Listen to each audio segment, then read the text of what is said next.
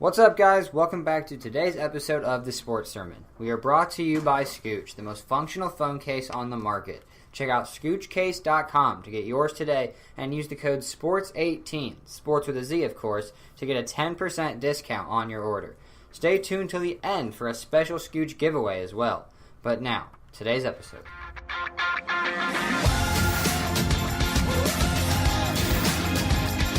And welcome inside the Sports Sermon. I am Dylan Staggy, here today with Jason Gandhi and Dan Majors. And we are back today with another NFL team preview. Today we are talking about the Dallas Cowboys. So a year ago, the Cowboys finished at 9-7, but missed out on the playoffs. Dak Prescott took a little bit of a step back from his rookie season. Threw 22 touchdowns, 13 interceptions, and the Cowboys just couldn't get over the hump.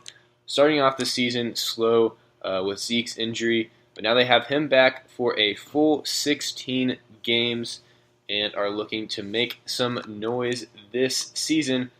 But this offseason, they missed out, or they lost a couple of big pieces on their offense in Dez Bryant and Jason Witten. How does the Cowboys' offense change without those two guys on the team? Yeah, I think it's going to be very different, but I don't think that's necessarily a bad thing. I think Jason Witten is the loss that I would be most worried about, but this offense is just going to have a different identity, and Dak Prescott's going to have a lot more on his plate. He'll have to be more than just a game manager for this team. Ezekiel Elliott's going to have to get a lot of touches, but also I really like Michael Gallup. They drafted him in the third round. I think he could surprise some people. The Cowboys won't be flashy, big name like they have been in the past with a Dez Bryant and all of those, but they still have a very good offense and a whole lot of potential. Yeah, they did pick up a lot of receiver and guys like Allen Hurns, Deontay Thompson, and Michael Gallup, who might have been stealing the draft, like Jason just said. But the tight end position, that definitely concerns me. Their most experienced one only has 9 career catches.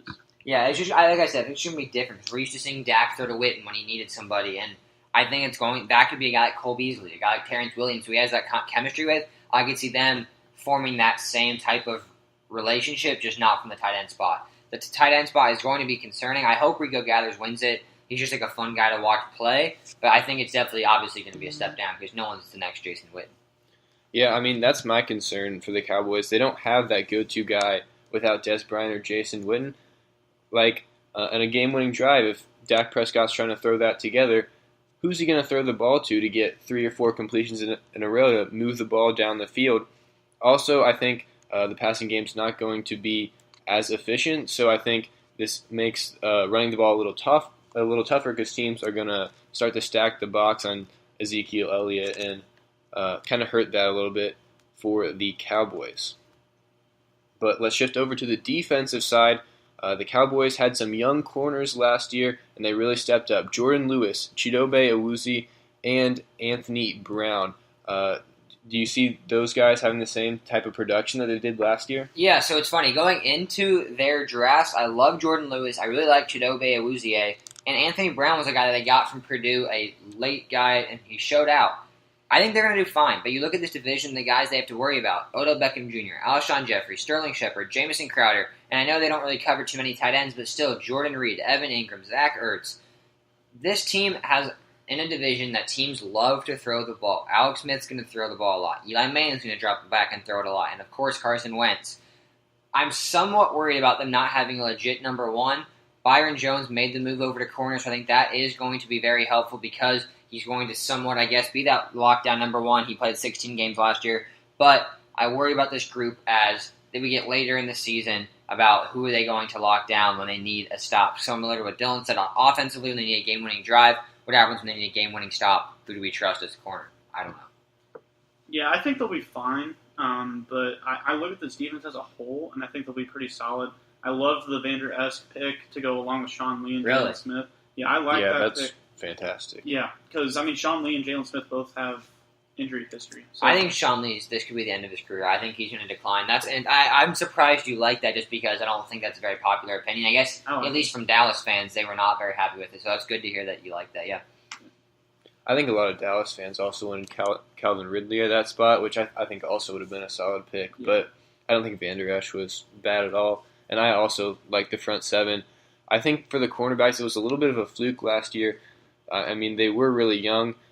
Also, Byron Jones is now moving to cornerback too, so not having him at safety will hurt. I don't really see Xavier Woods or Jeff Heath really having the same production as him back there. I like Jeff Heath. I think he's good. I mean, Byron Jones is obviously moving to corner because there's a bigger need there. And I don't know. I think he's going to be a good corner. Like I said, I just don't think they have that guy that's going to go stop OBJ on 4th and 5 at the goal line or 4th and goal, whatever. You know what I'm saying? So that's what I worry about. All right, so let's move back to the offensive side and talk about Dak Prescott. He took a pretty big step back from last year. Like I mentioned earlier, his rookie year was very efficient.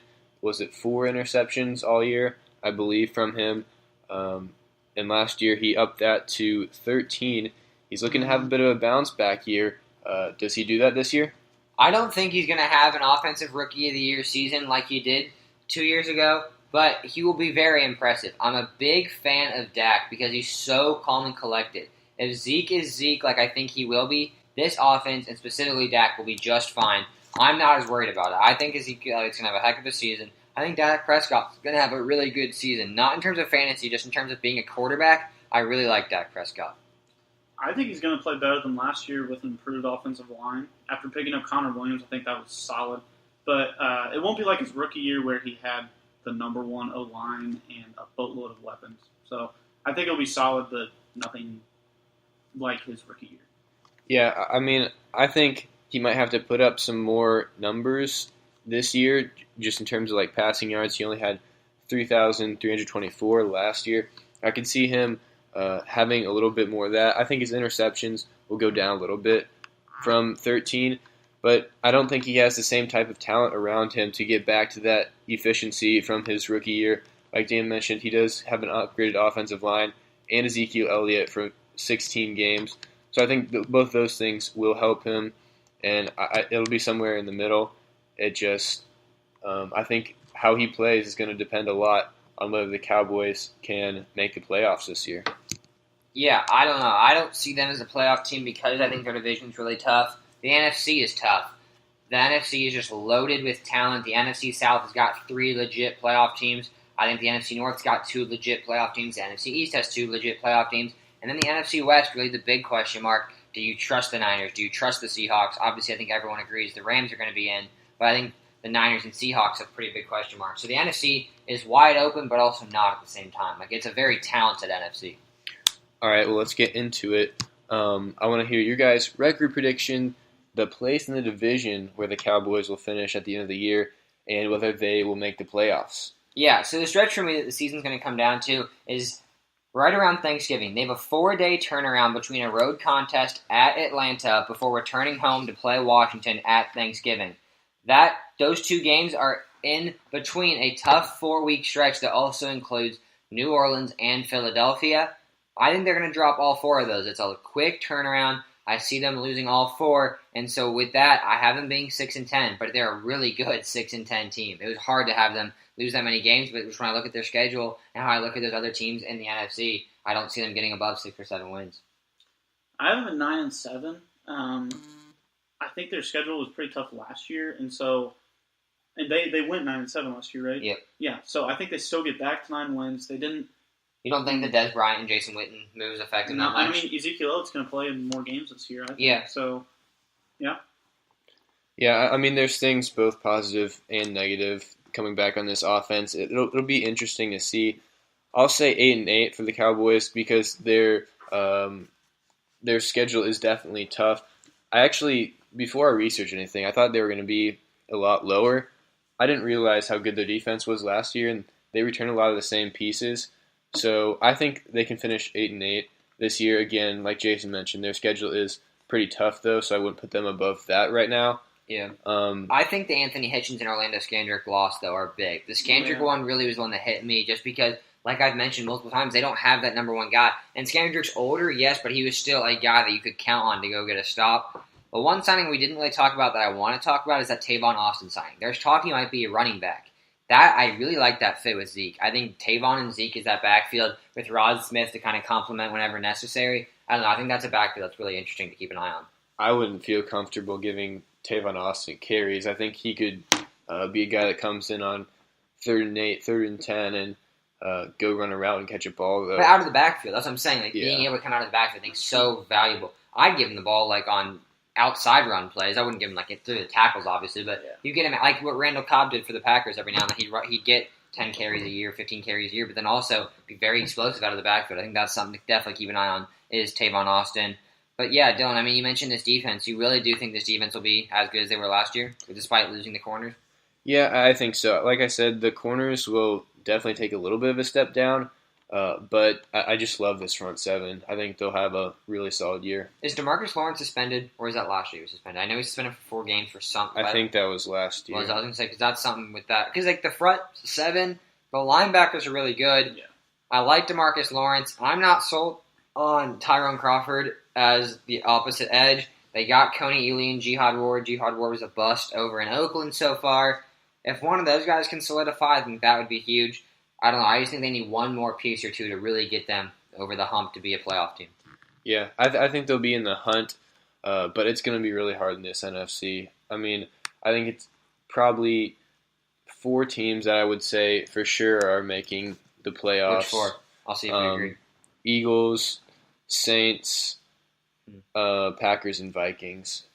I would disagree. I'd say 2. Like, if we're saying for sure, like, I'd be 100% confident. I would say 2 of those teams with the Eagles and the Vikings. I'm not sold on the Packers. I think they're a team that could potentially not make the playoffs just because he doesn't have much around him besides Aaron Rodgers, but he's Aaron Rodgers. Oh, yeah. If I had to put my money on it, obviously I'm going to go with Aaron Rodgers, but just, like, I'm not sold on him. You mentioned the Saints. You're not sold on Aaron Rodgers? The team as the Packers. Okay. And then the NFC South. The NFC South, I'm not confident in anybody because you have no idea. With the Falcons, Panthers, and Saints, all could go 11-5, all could go 8-8. Like, the thing is, they're just so talented there. So, for me, I have 3 teams that I think are locks to make the playoffs. It's the Eagles, the Vikings, and the Rams. I just don't see how the Rams don't make the playoffs this year. Jared Goff, Todd Gurley, Brandon Cooks, crazy good defense. Yeah. Those are my 3 locks. I mean, assuming Aaron Rodgers stays healthy the whole year, I think the Vikings and Packers are both locks. So, I mean, it's going to be really hard for any team in the NFC fighting for a wild card because that's essentially the Giants. there's one spot exactly, for me. For you, the Giants, Cowboys,